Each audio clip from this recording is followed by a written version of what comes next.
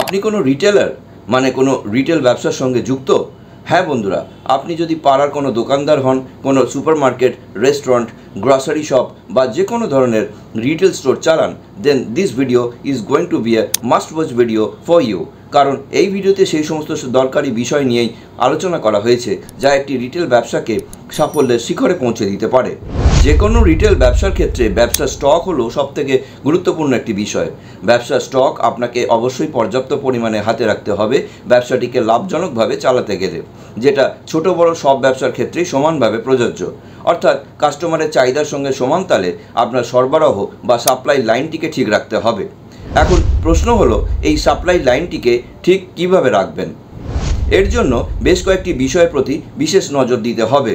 যেমন আপনাকে আপনার ব্যবসার প্রোডাক্টের চাহিদার ওপর নজর রাখতে হবে, অর্থাৎ কোন প্রোডাক্টটি কীরকম কাটছে সেটা আপনাকে মাথায় রাখতে হবে।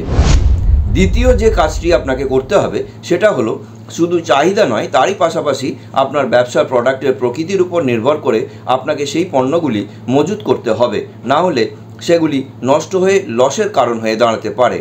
কারণ এমনও অনেক পণ্য আছে যেটা দীর্ঘকালীন স্টোর করা যায় না, যেমন পচনশীল দ্রব্য, এক্সপায়ারি ডেট নির্ধারিত থাকা পণ্য, ফ্রোজেন আইটেমস ইত্যাদি। ফলে এই জাতীয় পণ্যগুলি অত্যাধিক মাত্রায় না তুলে ডিমান্ডের সঙ্গে সামঞ্জস্য রেখে স্টক রাখাটাই বুদ্ধিমানের কাজ। কারণ বেশি পরিমাণে মজুদ থাকলেও যেমন পণ্য নষ্ট হতে পারে, আবার স্টক না থাকার কারণেও কাস্টমার ফেরত যেতে পারে, যেটা যে কোনো দোকান বা ব্যবসার ক্ষেত্রে একেবারেই কাম্য নয়। কিন্তু এই স্টক আপনি মেনটেন করবেন কিভাবে? ছোটোখাটো দোকান বা ব্যবসার ক্ষেত্রে এই সমস্যাটাই বেশি করে চোখে পড়ে।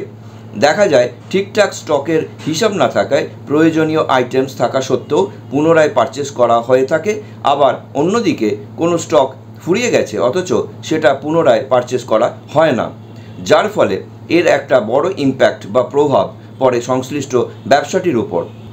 অতিরিক্ত স্টক অবিকৃত অবস্থায় পড়ে থাকলে স্টকটি যেমন খারাপ হয়ে যেতে পারে, আবার বিনা প্রয়োজনে আপনার বেশ কিছুটা পুঁজিও অহেতুক এই পণ্যটির মধ্যে ঢুকে থাকে, যেটার থেকে আপনি কোনো প্রফিটও করতে পারেন না।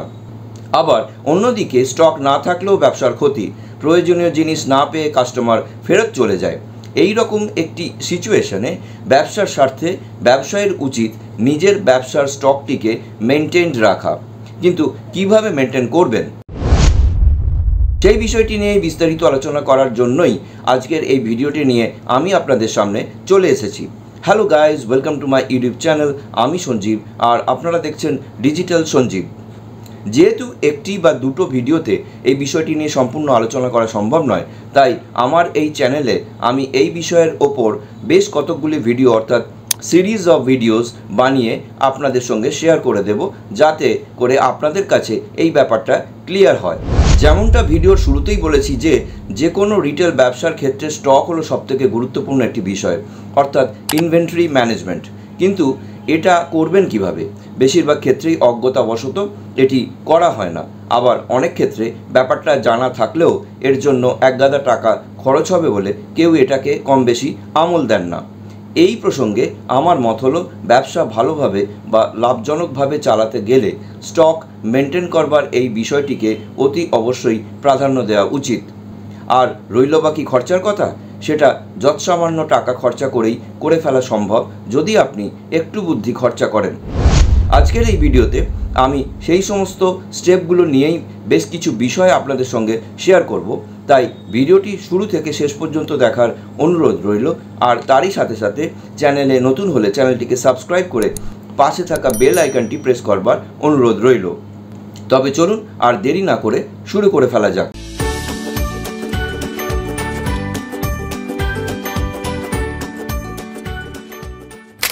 প্রথমেই বলে রাখি, আজকের এই ভিডিওটি এই সিরিজের প্রথম ভিডিও।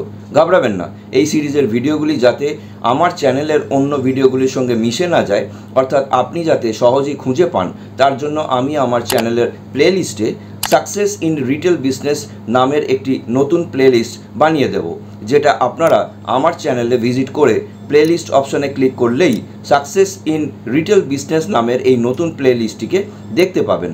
আর এই প্লেলিস্টটি ওপেন করলেই পেয়ে যাবেন এই সিরিজের সমস্ত ভিডিও। তবে হ্যাঁ, এই প্লেলিস্টের ভিডিওর পাশাপাশি আমার অন্য ক্যাটেগরির ভিডিও আপলোড করা হবে অবশ্যই অন্য প্লেলিস্টের মাধ্যমে। আর হ্যাঁ, একটা কথা আমি বলতে চাই, আর সেটা হলো অনেকের মতো আমি কিন্তু আলাদা আলাদা বিষয়ের জন্য আলাদা আলাদা চ্যানেল তৈরি করবার সম্পূর্ণ বিরোধী। আমি বিশ্বাস করি একটি চ্যানেলের মধ্যেই অনেক বিষয় নিয়েই ভিডিও আপলোড করা যায়, আর তার জন্য আলাদা আলাদা চ্যানেল করবার প্রয়োজন নেই। আর সেই কারণেই হয়তো ইউটিউব ক্রিয়েটারদের জন্য প্লেলিস্টের অপশনটি দিয়ে রেখেছে, অনেকটা সুপারমার্কেট বা শপিং মলগুলির মতো, যেখানে একটি ছাদের নিচে সবার সব রকম প্রয়োজনের জিনিস রাখা হয়ে থাকে বিভিন্ন সেগমেন্টের মাধ্যমে। যাই হোক, যে বিষয় শেয়ার করবার জন্য আমার আজকের এই ভিডিও, আসুন এবার সেটাই আপনাদের সঙ্গে শেয়ার করি। একটি দোকান বা কোনো রিটেল ব্যবসার স্টক মেনটেন করবার জন্য মূলত দুটি জিনিসের প্রয়োজন হয়। এক নম্বরে আছে একটি বিলিং সফটওয়্যার, আর 2 নম্বরে কয়েকটি হার্ডওয়্যার। অর্থাৎ আপনাকে আপনার ব্যবসার বা দোকানের ইনভেন্টরি কন্ট্রোল করবার জন্য যদি মডার্ন টেকনোলজি অ্যাডপ্ট করতে হয়, তাহলে একটি বিলিং সফটওয়্যারের সাথে কয়েকটি হার্ডওয়্যারেরও ব্যবস্থা রাখতে হবে, যেটা অত্যাধুনিক প্রযুক্তি ব্যবহারের মাধ্যমেই কেবলমাত্র সম্ভব, যা আপনার সময়ের সাথে সাথে ইনভেন্টরি কন্ট্রোলের মাধ্যমে ব্যবসার সাফল্য আনতে সাহায্য করবে। এবং এটা যে কোনো ধরনের রিটেল ব্যবসার ক্ষেত্রেই প্রযোজ্য। সেটা সুপার মার্কেটও হতে পারে, অথবা হতে পারে কোনো ছোটোখাটো দোকান। ভাবছেন সেটা তো অনেক টাকার ব্যাপার। না বন্ধুরা, ব্যাপারটা সেরকম নয়। আজকের এই ভিডিওতে আমি এমন একটি বিলিং সফটওয়্যারের কথা আপনাদের সঙ্গে শেয়ার করব, যা আপনি সম্পূর্ণ ফ্রিতে ইউজ করতে পারবেন।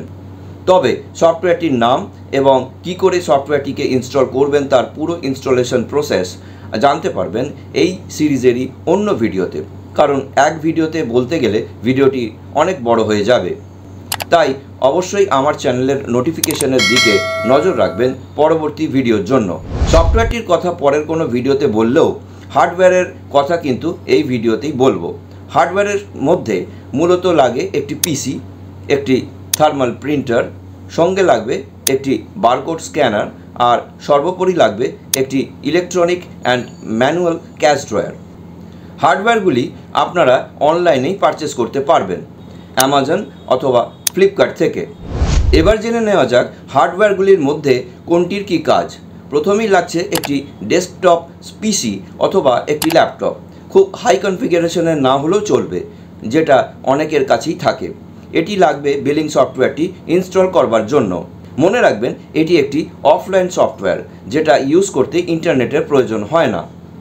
এরপর লাগছে একটি থার্মাল প্রিন্টার, যেটা কাস্টমারদের প্রিন্টেড বিল বা রিসিপ্ট প্রদান করবার জন্য কাজে লাগে। বারকোড স্ক্যানারটি কাজে লাগে বিল করার সময় আইটেম স্ক্যান করবার জন্য, যা খুব দ্রুততার সঙ্গে বিল তৈরি করবার জন্য প্রয়োজন হয়। আর সবশেষে থাকছে electronic and manual cash drawer, যেটা অর্গানাইজড ওয়েতে আপনার ক্যাশ, কয়েন, এমনকি দরকারি ডকুমেন্ট যেমন চেক, বিল ইত্যাদি রাখতেও সাহায্য করবে। এখন জেনে নিতে হবে প্রত্যেকটি ডিভাইসের দাম কীরকম হবে, অর্থাৎ সিস্টেমেটিক ওয়েতে অত্যাধুনিকভাবে আপনার ব্যবসার ইনভেন্টরি কন্ট্রোল করতে মোটামুটি কত টাকা লাগতে পারে। আসুন তবে এর একটা ধারণা দিই আপনাদের। একটি পিসি বিল্ড করতে খরচ মোটামুটি 15,000 টাকার মতো লাগে। অবশ্যই অ্যাসেম্বলড ব্র্যান্ডেড নিতে যাবেন না, কারণ খরচ অনেক বেশি পড়ে যাবে। যদি আগে থেকে থাকে তাহলে তো কথাই নেই। এরপর আসছে একটি থার্মাল প্রিন্টার। আপনি যদি অনলাইন থেকে কেনেন তবে সেটা মোটামুটি 2,500 টাকার মধ্যে হয়ে যাবে। বারকোড স্ক্যানারের দাম পড়বে 1300 থেকে 1400 টাকা, আর ইলেকট্রনিক ক্যাশ ড্রয়ারটির দাম পড়বে মোটামুটি 3600 থেকে 4000 টাকার মতো। এখানে আমি সবগুলো ডিভাইসের মোটামুটি একটা দামের উল্লেখ করলাম আপনাদের ধারণা দেওয়ার জন্য। মার্কেটে আরও বিভিন্ন রেঞ্জের ডিভাইসও আছে, যা আপনাকে আপনার সাধ্যমতো বেছে নিতে হবে। এখন প্রশ্ন করতে পারেন কোন কোম্পানির ডিভাইস নেওয়া উচিত হবে। কোম্পানির নাম যদি জানতে চান তাহলে বলতে পারি থার্মাল প্রিন্টারের মধ্যে আছে এভরিকম, রেডসল, ইজিপস, এক্স প্রিন্টার, এপসন ইত্যাদি। বারকোড স্ক্যানারের মধ্যে রেডসল, হানিওয়েল, টিভিএস, এটিপস ইত্যাদি। আর ইলেকট্রনিক ক্যাশ ড্রয়ারের মধ্যে গবলার, থিন পিসি, পজ এক্সপার্ট ইত্যাদি ইত্যাদি। এবার যদি হিসেব করা যায় তাহলে মোটামুটি 20-22 হাজার টাকার মধ্যে আপনি আপনার ব্যবসার এই সেটআপটিকে তৈরি করে ফেলতে পারবেন, যেটা আমার মনে হয় আপনার রিটেল ব্যবসাটিকে একটা আলাদা উচ্চতায় নিয়ে গিয়ে আপনাকে সাফল্য এনে দেবে। সাকসেস ইন রিটেল বিজনেস সম্বন্ধিত ভিডিও সিরিজের প্রথম ভিডিওটি অযথা আর না বাড়িয়ে এখানেই শেষ করলাম। এই সিরিজের পরবর্তী ভিডিওর জন্য এই চ্যানেলের নোটিফিকেশনের দিকে নজর রাখুন। ভিডিওটি সম্পর্কে যদি কোনো রকম জিজ্ঞাসা থাকে তাহলে অবশ্যই কমেন্ট বক্সে কমেন্ট করে জানাতে ভুলবেন না। আর ভিডিওটি ভালো লাগলে একটি লাইক করবেন, আর চ্যানেলে নতুন হলে চ্যানেলটিকে সাবস্ক্রাইব করে পাশে থাকা বেল আইকনটি প্রেস করতে ভুলবেন না এই রকমই আকর্ষণীয় ভিডিওর নিত্য নতুন আপডেট পেতে। আজ তবে এইটুকুই, আবার দেখা হবে নতুন কোনো ভিডিওতে। ভালো থাকবেন, সুস্থ থাকবেন।